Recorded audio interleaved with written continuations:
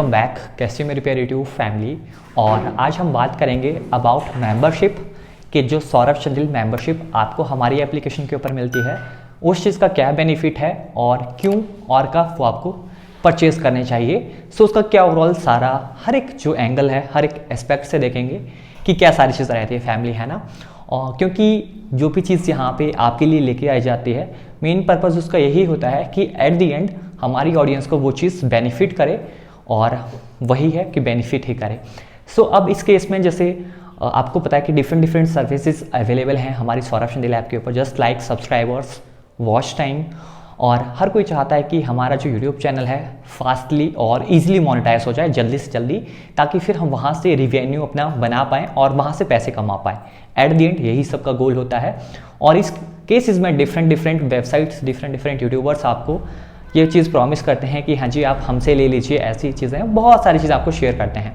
लेकिन जो चीज़ मैं बार बार आपको रिपीट करता हूँ, देखिए यूट्यूब चैनल को मोनेटाइज होने के लिए बहुत सारे एंगल्स होते हैं जो आपको कोई नहीं दिखाता। आपको जस्ट 1K सब्सक्राइबर्स और 4K वॉच टाइम के ऊपर ही सभी फंसा के रखते हैं, उससे ज़्यादा आप कभी नहीं सोच पाते। और मैंने जितना इन केस सबके चैनल आज तक देखे हैं और खुद अपने जो मिस्टेक से सीखा है वो ये होता है कि जैसे मुझे पता चला कि 1000 सब्सक्राइबर 4000 वॉच टाइम कंप्लीट करने हैं, तो मैं कंटेंट वगैरह के ऊपर कुछ फोकस नहीं करूँगा, जस्ट मैं अपलोड करता रहूँगा किसी दूसरे की वीडियोस, हर कुछ मैं अपलोड करूँगा। और इस केस में कंप्लीट हो भी जाता है, मतलब 5-6 महीने के बाद हो गया कंप्लीट और फिर चैनल रिजेक्ट हो जाता है। अब रिजेक्ट क्यों होता है? हमने तो कंप्लीट कर लिए हैं 1K and 4K watch hours, लेकिन एट द एंड जो यूट्यूब पॉलिसीज, यूट्यूब के जो रूल्स एंड रेगुलेशंस हैं अबाउट मोनेटाइजेशन, तो वो भी चीज़ें बिल्कुल फिट बैठनी चाहिए, है ना। सिर्फ ऐसा ना हो कि ये कंप्लीट हो गया।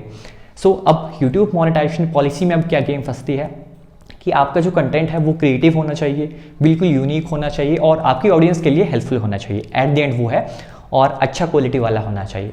लेकिन ये चीज़ आपको कोई भी नहीं बताता। आप न्यू क्रिएटर हैं, आपको जल्दबाजी के चक्कर में आप कहीं पे भी सब्सक्राइबर वॉच टाइम परचेज कर लेंगे और आपके पैसे गए।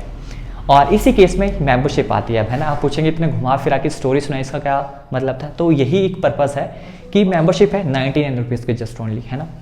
अब देखिए कोई भी क्रिएटर सीधे मुंह का भी किसी से बात नहीं करता, रियलिटी है ना।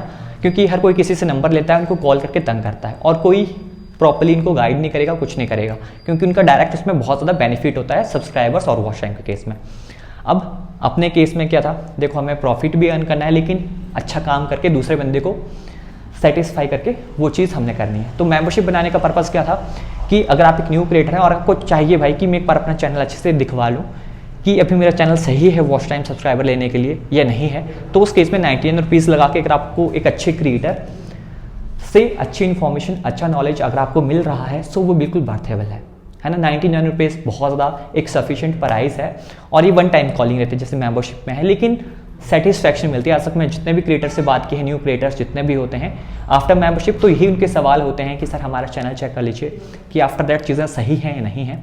तो सेम वही चीज़ होती है। अगर देखिए चैनल सही नहीं है, कंटेंट अच्छा नहीं डल रहा है, तो मैं उनको कहता हूँ कि इंप्रूवमेंट करिए, ये चीज़ें जो भी हैं उन चीज़ों को सही करिए, है ना। आफ्टर दैट आप जब आपको लगता है कि सारी चीज़ें सही हो गई जैसा बताया गया है, उसके बाद आप मुझे DM कर सकते हैं या दोबारा मेंबरशिप लेंगे, उसके बाद आप परचेज कर सकते हैं। और जितनी मेंबरशिप होगी, जब आप कोई सर्विस बाय करेंगे आपको उतना रुपीज़ कम करेंगे, वो नॉर्मल सी चीज़ है, वो एडजस्ट हो जाता है सारा का सारा, है ना। अब देखिए कहीं पे आपने मान लीजिए 4000 का वॉच टाइम ट्रेनर कहीं पे आपने खरीद लिया, मानो ठीक है 4000 में। अब आपका कंटेंट के ऊपर वॉच टाइम कंप्लीट भी हो गया, लेकिन आपका कंटेंट यूट्यूब पॉलिसीज के अंडर नहीं आता, मतलब कुछ भी डाल के आपने वॉच टाइम पूरा कर लिया, तो इस केस में आपके 4000 गए, वहाँ पे आपके पैसे वेस्ट होंगे क्योंकि अब आपका चैनल रिजेक्ट हो गया। अगर आप बाद में अच्छा भी कंटेंट बनाते हैं तो एट द एंड वो दोबारा रिजेक्ट होगा, क्योंकि आपका जो वॉच टाइम है प्रीवियस वीडियोस के ऊपर कंप्लीट हुआ है मैक्सिमम। तो अब आपको क्या करना पड़ेगा, दोबारा वो 4 वीडियोस या 5 वीडियो जिनके ऊपर वॉच टाइम मिला होगा सारे के सारे डिलीट करने पड़ेंगे, फिर आपको दोबारा नई वीडियोस के ऊपर वॉच टाइम लेना पड़ेगा। तो आप देख सकते हैं कि कहाँ पे आपकी गेम 4000 से शुरू हुई थी, कहाँ पे पहुँच जाती है 8000। लेकिन मेरे ख्याल से जब किसी बंदे का एक बार रिजेक्ट या कैंसिल होता है, तो बहुत कम ऐसे बंदे हैं जो किसी फेलियर के बाद दोबारा उठकर कुछ करने की कोशिश करते हैं। सो एट द एंड यही पर्पज़ था कि जो नॉलेज या जो भी चीज़ अपने पास है, तो किसी को डायरेक्ट वो चीज़ प्रोसीड करने से पहले वो अपनी क्वेरीज, अपने सवाल या उन चीज़ों के बारे में बिल्कुल क्लियर कन्फर्मेशन ले ले कि हाँ जी मुझे ये सवाल हैं कि इन बाय करने से पहले कुछ ऐसी चीज़ें होती हैं, जो भी कुछ है आप आफ्टर दैट पूछ सकते हैं। यूट्यूब के रिगार्डिंग हो गया, जो भी अपना रहा है वो उस चीज़ के रिगार्डिंग मैं आपको बता सकता हूँ, है ना। जो भी अपने सर्विसेज हैं या अपने यूट्यूब के रिगार्डिंग जो भी एक्सपीरियंस रहा है, जो नॉलेज है, वो मैं आपको शेयर आउट कर सकता हूँ, है ना। या यूट्यूब के रिगार्डिंग जो भी बेसिक्स इन्फॉर्मेशन आप पूछना चाहते हैं, सबके मन में सवाल होता है ना कि मेरे एडसेंस में ऐसा चला है, कब मैं एडसेंस पिन अप्लाई करूँगा, कितने टाइम में आता है, और भी बहुत सारी चीज़ें होती हैं जो यूट्यूब के रिगार्डिंग आप पूछ सकते हैं, है ना। सो मेंबरशिप का ये एक main at the end purpose है, जो कि मेरे ख्याल से आपको बिल्कुल क्लियर हो चुका होगा, ठीक है जी। ये गप्पे मारने के लिए भी नहीं, ये अर्निंग करने के लिए भी नहीं है, क्योंकि अब इस केस में मैं बताऊं, अगर कोई पर्सन डायरेक्ट एप्लीकेशन पे या डायरेक्ट पे करके कहीं पे लेता है तो एट द एंड मुझे बहुत ज़्यादा प्रॉफिट होता है, क्योंकि वर्क तो किसी ना किसी वीडियो के ऊपर तो वो कंप्लीट हो ही जाता है, उसमें कोई दिक्कत नहीं होती। दिक्कत उस बंदे को होगी जब वो अप्लाई करने जाएगा और वो रिजेक्ट हो जाएगा क्योंकि कंटेंट अच्छा नहीं होगा, तो उस केस में वो चीज़ें होती हैं।